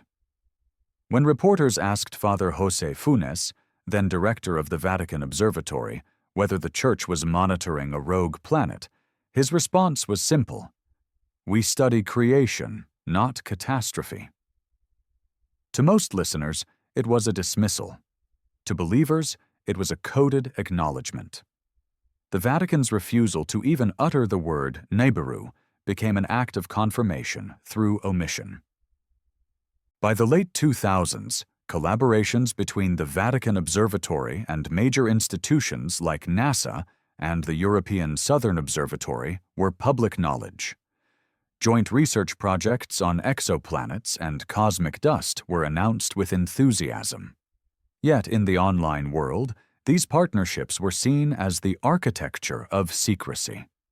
Articles accused the institutions of exchanging encrypted data, of synchronizing sky surveys to hide Nibiru's approach from public telescopes. Some videos claimed that special software was installed in consumer star mapping apps to erase the object from digital sky maps. Astronomers denied it, but conspiracy thrives where complexity meets ignorance. Each new denial became another thread in the web. The most elaborate theory of all suggested that the Vatican's true fear was theological. If Nibiru existed and posed a threat to Earth, it could challenge the entire cosmology of faith. The existence of an unaccounted celestial body might rewrite the story of creation, disturb prophecy, or reveal extraterrestrial influence over human history. To protect doctrine, the Church would therefore conceal any evidence that implied divine imperfection. According to this line of thought, Nibiru was not only a physical threat, but a spiritual one, a test of the Church's ability to control revelation itself. The Vatican, so the story went, preferred ignorance to apocalypse. Hidden within these grand theories was a quieter truth about human psychology. Secrecy creates its own gravity. The Vatican's nature as an ancient, closed institution made it the perfect target for projection. Every locked door, every Latin phrase, every unexplained pause during a papal speech became a clue. Even art within the Sistine Chapel was reinterpreted. Some claimed that Michelangelo's frescoes contained coded depictions of Nibiru, pointing toward a second sun or a fiery orb descending upon humanity. Scholars dismissed such interpretations, yet once a myth takes hold, logic becomes decoration, not foundation. The cover-up theory gained new momentum in 2020 when a leaked email, allegedly from a European Space Agency researcher, described abnormal infrared readings consistent with a large trans-Neptunian body. The email mentioned cooperation with religious institutions to manage theological implications. Though quickly exposed as fabricated, it sparked another wave of speculation. Videos spread across social media proclaiming that the Vatican and global elites were preparing for the crossing, a term supposedly derived from ancient Sumerian texts describing Nibiru's orbit. A small but devoted following treated the date calculations within these videos as countdowns. When nothing happened, explanations shifted. The timeline had changed. The Vatican had intervened. Humanity had been granted more time. By this stage, the legend had detached from evidence entirely. It no longer mattered whether Nibiru existed in the sky, because it lived within collective imagination. The Vatican's silence, whether out of dignity or disinterest, kept feeding the story. Every generation reinterpreted the myth through its own fears. To medieval minds, Nibiru was divine punishment. To modern believers, it was cosmic justice or extraterrestrial return. And always, the Vatican stood at the center, unchanging, impenetrable, the timeless face of authority that must know more than it tells. If there was indeed a cover-up, it succeeded not through lies, but through silence. The Church never needed to hide data or erase stars. It needed only to remain what it has always been, an institution that understands the power of mystery. For in a world saturated with information, the greatest secret is the one that cannot be proven nor denied. As the night deepens and the telescope domes close for the evening, a thought lingers. Perhaps the Vatican's astronomers are not watching a distant planet at all. Perhaps they are watching us, measuring how humanity responds to the unknown. For in our fear of Nibiru, we reveal something older and more profound than any celestial body: the unending tension between faith and knowledge, silence and truth. And in that tension, the legend of the Vatican and the wandering planet continues to orbit, just beyond the reach of reason. Throughout history, the language of prophecy has always intertwined with the language of the heavens. Every eclipse, every comet, every blood-red moon has carried within it the echo of divine warning. For those who believe in Nibiru, the mysterious planet is not simply a celestial body but a messenger of judgment, a recurring symbol of cycles written in both stars and Scripture. It is here, within the sacred texts and apocalyptic traditions, that the Vatican's silence takes on its most haunting dimension. If Nibiru is real, then its meaning may already be encoded within the Bible itself. From the earliest days of Christianity, the Church has interpreted cosmic events as instruments of divine will. The Book of Revelation describes the opening of the sixth seal when the stars of heaven fell unto the earth, and every mountain and island were moved out of their places. To theologians, these words have always represented metaphor, symbols of upheaval and renewal. Yet to modern interpreters of prophecy, they sound like an astronomical event, a wandering planet entering the solar system, displacing orbits, pulling at the tides, and raining debris upon the earth. It fits too easily into the pattern of Revelation's chaos.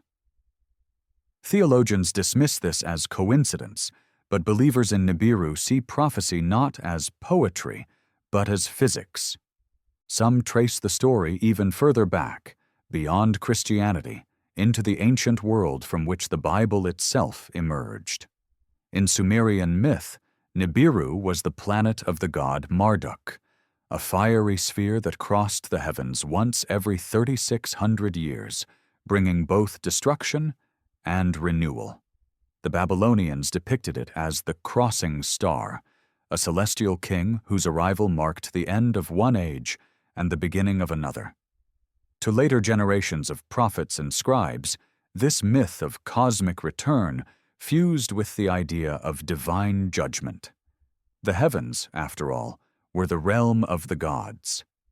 What better way to express ultimate reckoning than through the arrival of a burning world? The Vatican, as the keeper of ancient manuscripts and apocryphal texts, has long been believed to guard prophecies that never reached the public eye. Among these, none has attracted more speculation than the so-called Secret of Fatima. In 1917, 3 children in Fatima, Portugal, claimed to have received visions from the Virgin Mary. The Church later confirmed 2 of these visions, warnings about war and the need for repentance, but the 3rd was sealed for decades. When the Vatican finally released it in 2000, it described a vision of a city in ruins, a mountain aflame, and a figure clothed in white struck down beneath a hail of fire. To the faithful, it symbolized the persecution of the Church in the modern age. To believers in Nibiru, it sounded like an astronomical catastrophe, a planet colliding with the Earth, raining burning stones upon civilization. The Church has always insisted that prophecy must serve faith, not fear. Yet fear has its own way of surviving. In the late 20th century, several mystics and priests began to speak of visions involving 2 suns in the sky, a sign that the time of purification was near. One of the most famous was Father Mario da Silva, a reclusive monk from Brazil who claimed that he had seen a red sphere entering the heavens like blood into water. His writings, never officially sanctioned, circulated through underground Catholic circles. Some linked them to the prophecies of Nostradamus, others to the writings of the medieval seer Saint Malachy, who foretold that the final pope, Petrus Romanus, would preside during a time of great celestial upheaval. When Pope Benedict XVI resigned in 2013 and was succeeded by Pope Francis, the first Jesuit pope, speculation erupted anew. Had the prophecy been fulfilled? Was the Jesuit order, so deeply tied to the Vatican observatory, destined to witness the return of the wandering planet? It was around this time that discussions of Nibiru began to merge with older apocalyptic traditions. The Hopi prophecies of the blue Kachina, the Mayan cycles of renewal, and the Hindu descriptions of cosmic destruction in the Kali Yuga. Across cultures, the symbols aligned: a fiery orb, a time of cleansing, a rebirth of the world. In each, a celestial object played the role of both destroyer and redeemer. The Vatican, with its global reach and its historical link to prophecy, was inevitably drawn into this tapestry of meaning. Believers argued that the Church possessed not just astronomical data, but a prophetic timeline mapping the return of Nibiru to humanity's spiritual evolution. The silence from Rome was read as confirmation that the clock had begun to tick. In 2015, a document surfaced online claiming to be an internal Vatican memorandum titled De Caelo Signis, or Concerning the Signs in the Heavens. The document, written in Latin and English, described the approaching of a luminous sphere whose passage shall test the faith of men. Though it was quickly debunked as a forgery, its language captured the imagination of millions. The text invoked the Book of Joel: "The sun shall be turned into darkness, and the moon into blood, before the great and terrible day of the Lord come." For many, this was the missing link between scripture and science, between prophecy and physics. Even after its exposure, the memorandum continued to circulate, copied and translated, its authenticity irrelevant. The myth had already absorbed it. Behind the veil of superstition and speculation lies a deeper question. Why do humans look to the heavens for meaning in their suffering? Perhaps because the cosmos is the oldest mirror we possess. The ancients saw gods in the stars. Modern minds see planets, yet both see reflection. To imagine that the Vatican hides proof of Nibiru is to imagine that someone, somewhere, understands the pattern of history, that chaos is not random but designed. It is a hope disguised as fear. The idea that a wandering planet could erase our civilization, yet also fulfill divine prophecy, gives suffering a purpose. In this sense, Nibiru becomes not a destroyer, but a redeemer, a celestial crucifixion through which humanity is reborn. There are priests and scholars who reject these interpretations entirely.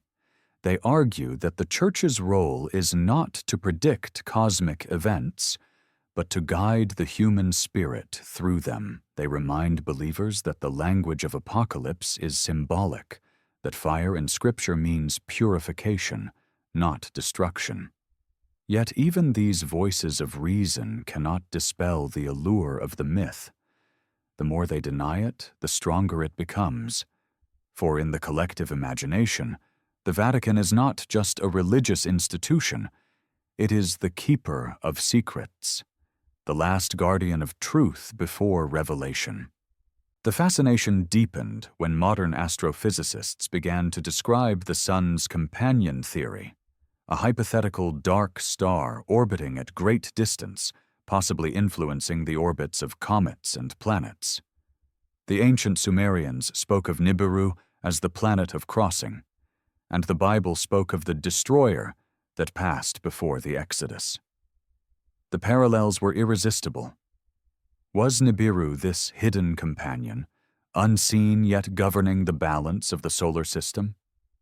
And if so, had the Vatican's astronomers, with their infrared instruments on Mount Graham, detected its faint glow?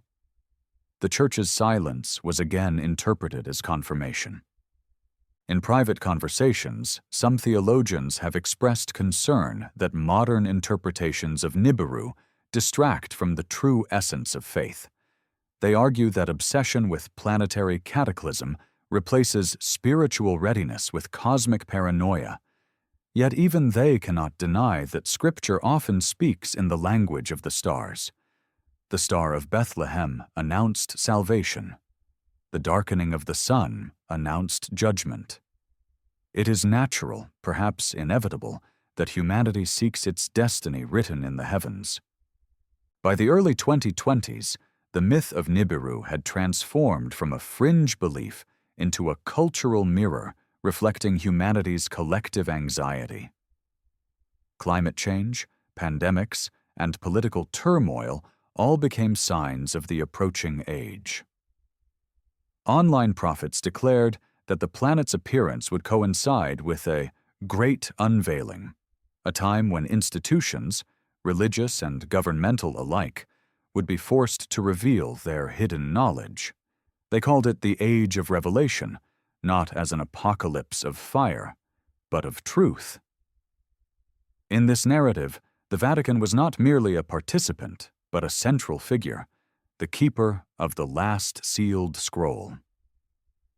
To many believers, the final battle between faith and knowledge would not be fought with weapons, but with information. The moment Nibiru was revealed to the world, the balance between religion and science would collapse, and humanity would be forced to confront the ultimate question. What does it mean to be chosen if the universe itself is indifferent? In that tension lies the power of prophecy. The Vatican may not speak of Nibiru, yet every silence, every denial, every carefully worded statement becomes another verse in the unfolding story. Whether it exists or not, Nibiru has already fulfilled its purpose. It has reminded humanity of its fragility, its hunger for meaning, and its fear of divine abandonment.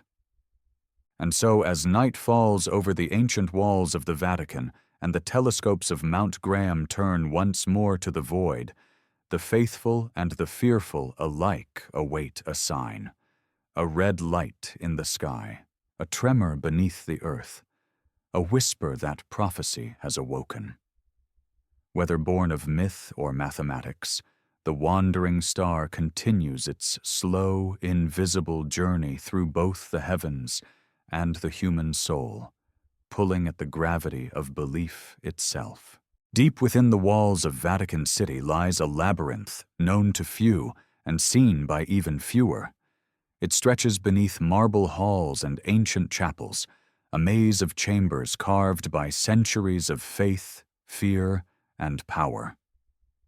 To the world, it is called the Vatican Apostolic Archive, a place of learning and preservation.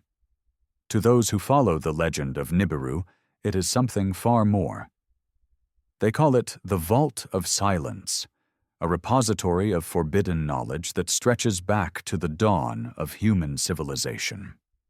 Here, they say, rests the proof that the Church has always known about the wandering planet and the cycles of cosmic destruction that have shaped humanity's destiny. Officially, the archive contains documents spanning over 12 centuries, papal decrees, diplomatic letters, state treaties, and the personal writings of saints. Access is granted only to accredited scholars under strict supervision. Photography is prohibited, catalogs are incomplete, and entire collections are classified. The secrecy is justified as protection of fragile materials and the privacy of the Church's diplomatic history. Yet, for those who believe in the Vatican Nibiru connection, such caution hides something far more profound. They argue that beneath the known archives, beyond the reach of official records, lies a second library, an unacknowledged vault housing the Church's most dangerous discoveries. The first whispers of these hidden chambers appeared in the writings of a 17th-century Jesuit scholar, Father Matteo Rinaldi. In a letter found centuries later, Rinaldi described a chamber of forbidden stars, a room lit by candlelight where manuscripts from Babylon, Egypt, and Chaldea were translated by monks. He wrote of a scroll from the East that spoke of a crimson world that passes through the firmament and renews creation through fire. Historians dismiss Rinaldi's letter as allegory, yet believers see it as a direct reference to Nibiru. They claim that this manuscript, an ancient astronomical tablet, was smuggled from Mesopotamia during the Crusades and hidden within the Vatican vaults to prevent its rediscovery by modern science. According to legend, when the Church first encountered these ancient texts, it recognized within them a pattern that could not be dismissed. The Sumerian records described a planet whose orbit brought it near Earth every few millennia, causing floods, quakes, and the fall of empires. The Vatican, with its vast network of scholars, cross-referenced these records with the catastrophes described in the Old Testament. The Great Flood, the plagues of Egypt, the destruction of Sodom and Gomorrah. The parallels were undeniable. The wandering planet of the ancients seemed to echo the wrath of God in Scripture. Rather than challenge faith, the Church is said to have absorbed this cosmic cycle into its theology, interpreting Nibiru not as a planet, but as the physical manifestation of divine justice. Centuries later, as scientific understanding of the universe expanded, the Church's need for secrecy grew. The heliocentric model, Galileo's telescope, and Newton's laws began to explain the heavens without divine intervention. Yet within the hidden corners of the Vatican, some scholars reportedly continued to study the old records in silence. They formed what later theorists would call the Order of the Watchers, a group of Jesuit astronomers tasked with monitoring celestial anomalies that might align with prophetic cycles. Whether such an order truly existed is unknown, but stories of it have circulated among conspiracy researchers for decades. One of the most persistent tales involves a codex known as Liber Celestis Ignis, or the Book of Heavenly Fire. The codex allegedly describes in intricate Latin detail a celestial event observed in 681 AD, when a red star traversed the heavens like a sword of flame. It was said to bring famine and plague in its wake. According to those who claim to have seen it, the codex includes drawings of an immense burning sphere approaching Earth, accompanied by inscriptions referencing the Sumerian name Nibiru. The Church denies the book's existence, but researchers note that several papal archives from the same century are missing. In the modern era, reports of restricted sections within the Vatican archives have intensified. Former archivists, speaking anonymously, describe sealed vaults behind reinforced doors guarded by the Swiss Guard. Entry requires not only authorization, but a papal directive. Some claim that the air within these chambers is tightly controlled, suggesting the preservation of ancient materials unlike anything in ordinary storage.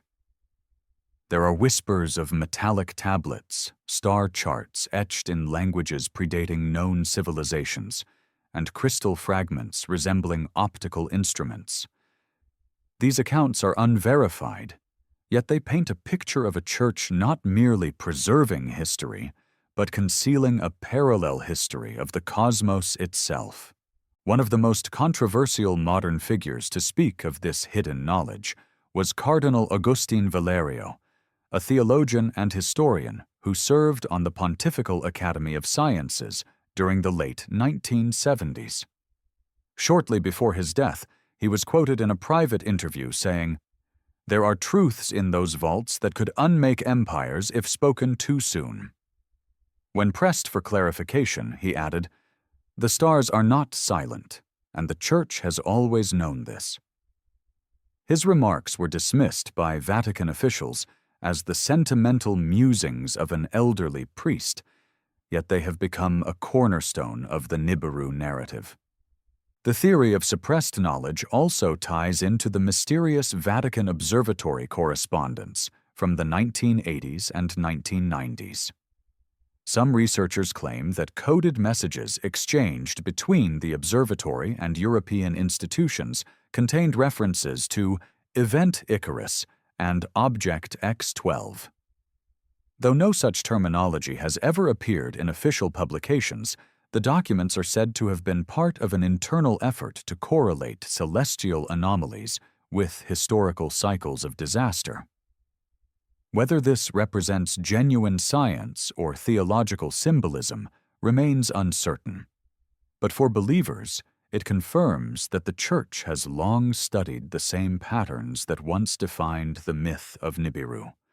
Another legend speaks of an artifact known as the Lens of Ezekiel, an ancient crystal disk supposedly unearthed in the Holy Land and brought to Rome during the Crusades. According to those who claim to have seen references to it in forbidden catalogs, the disk was believed to function as a kind of star map, projecting the alignment of celestial bodies at the time of the prophet Ezekiel's visions. Modern interpretations suggest it might be a symbolic representation of planetary conjunctions, including one corresponding to a large body entering the solar system. The Vatican has never acknowledged the existence of such an artifact, yet it continues to appear in speculative writings linking biblical visions to astronomical phenomena. The deeper one descends into this mythology, the more the lines between faith and science blur. To some, the Vatican's alleged secrecy represents fear of losing control over doctrine. To others, it is protection, an attempt to shield humanity from knowledge that could trigger mass despair. Within these interpretations, the Vatican becomes less an institution of suppression and more a guardian of cosmic truth. Those who subscribe to this view believe the Church holds records of previous Earth cycles, evidence of civilizations destroyed and reborn, and that Nibiru is the key to understanding humanity's place in that eternal rhythm. There are modern historians who attempt to explain the legend through more rational means. They argue that the myth of the Vatican's hidden archives reflects humanity's distrust of centralized authority. The idea that an ancient institution guards forbidden truth appeals to the collective fear that knowledge is being withheld by those in power. In this light, Nibiru becomes a metaphor for secrecy itself, a wandering truth that passes close to revelation before being pulled back into the dark. Yet, for others, the myth is too specific to dismiss. Why does the name Nibiru persist through cultures, eras, and languages? Why do celestial events seem to coincide with moments of transformation in human history? And why, after so many centuries of technological progress, does the Vatican remain so guarded about what lies within its vaults? Each question adds another layer to the mystery, and each answer only deepens the sense that something monumental lies hidden, waiting for the right moment to emerge.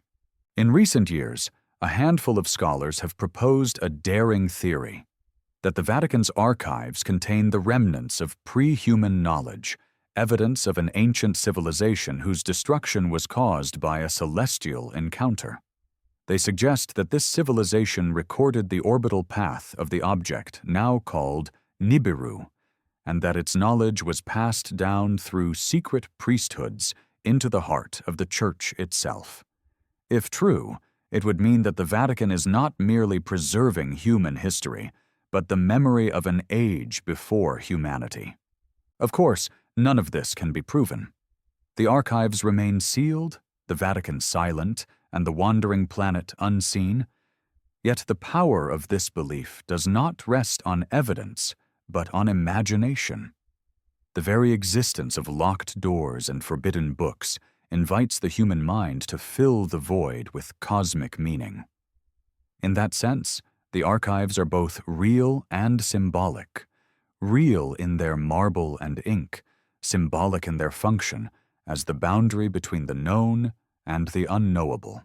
Late at night, when the corridors of the Vatican grow quiet and only the faint hum of electric lights disturbs the silence, one might imagine a solitary priest descending into the depths, carrying a lantern. He unlocks a door that few remember and enters a room filled with dust and stars.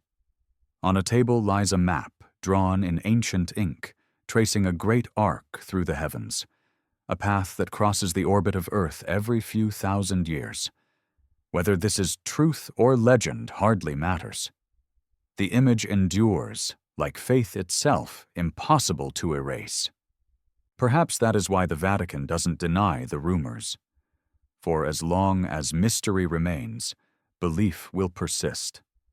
The archives, sealed and silent, continue to draw the imagination of the world. And somewhere in that endless vault of words and wonders, the name Nibiru may still be written, waiting for the day it will no longer need to be hidden. Every story that reaches the end must look back to its beginning. And as we return to the heart of the Vatican, the question that began this journey still lingers.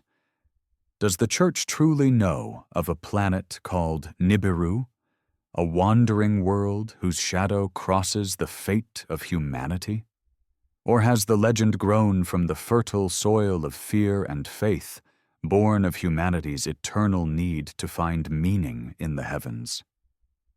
The answer may not be found in the stars, nor in the vaults beneath the Vatican, but somewhere in the narrow space between faith and knowledge.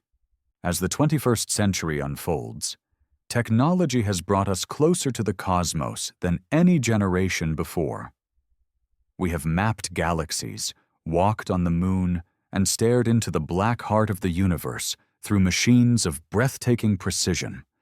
Yet, for all our progress, our understanding remains fragile. The universe still holds its secrets tightly.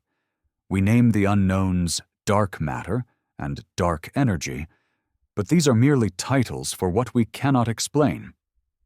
Somewhere in that darkness, some believe, Nibiru still waits. The Vatican has never issued an official statement denying the planet's existence. Instead, it remains silent, watching. Its observatories continue their work, and its astronomers still turn their lenses to the night sky. Perhaps they search only for scientific truth. Or perhaps, as many suspect, they are tracking something that returns in long intervals, something that has come before and will come again. Those who cling to the legend claim that the Church's greatest secret is not what it has seen, but what it remembers. If the ancient records are true, Nibiru has passed through our solar system more than once.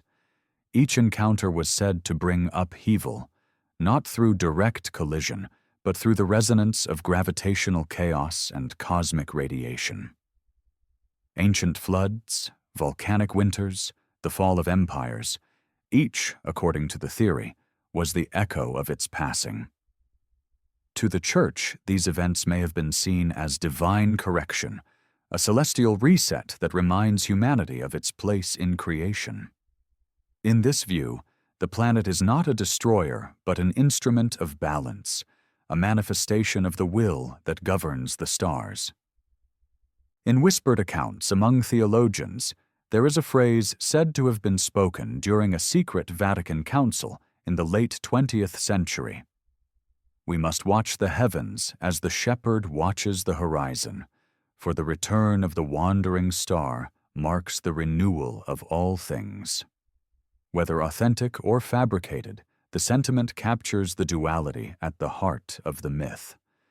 The watchers of the Church, astronomers, priests, and scholars, are not merely guardians of belief, but custodians of memory. They stand between what humanity dares to know and what it fears to see. Imagine for a moment the L.U.C.I.F.E.R. telescope in the Arizona desert. It stands beneath a vault of endless stars, its mirror glimmering like the eye of some ancient sentinel. Inside, a Jesuit astronomer adjusts the coordinates of the machine, his breath shallow as the display flickers. A faint movement appears at the edge of detection. An anomaly, distant, faint but moving with purpose. He records the data, encrypts the message, and sends it to a secure Vatican channel. The transmission vanishes into the system, untraceable. He says nothing. He knows that silence, in this matter, is the highest form of prayer. If such a moment has ever occurred, it would never be made public. The Church does not reveal, it endures. For centuries it has survived plagues, wars, and the collapse of empires. Its power lies not in what it says, but in what it withholds. To release the knowledge of an approaching world, a celestial force beyond human control, would not inspire faith, but panic. And so, according to the believers, the Vatican chooses patience over revelation, preparation over prophecy. In the myth's final form, Nibiru is not simply a planet, it is an idea, a reminder that humanity's greatest truths are often hidden in plain sight, disguised as legend. The wandering star becomes a mirror for our collective soul, reflecting our fear of ending and our hunger for renewal. The Church, with all its centuries of wisdom and silence, becomes the keeper of that mirror. Whether the secret it guards is scientific or spiritual no longer matters. What matters is that the mystery persists, and with it, the sense that the heavens are watching. There are those who believe that when Nibiru returns, the world will not end but awaken. They see it not as a destroyer, but as a herald, a messenger of cosmic realignment, a new dawn in the relationship between humanity and the divine. For them, the Vatican's silence is not deception, but preparation. They imagine hidden monasteries where monks study the geometry of the heavens, libraries where prophecies are rewritten in the light of new knowledge, and observatories where the faint glow of the approaching world has already been recorded. In this version of the story, the Church stands ready not with fear, but acceptance.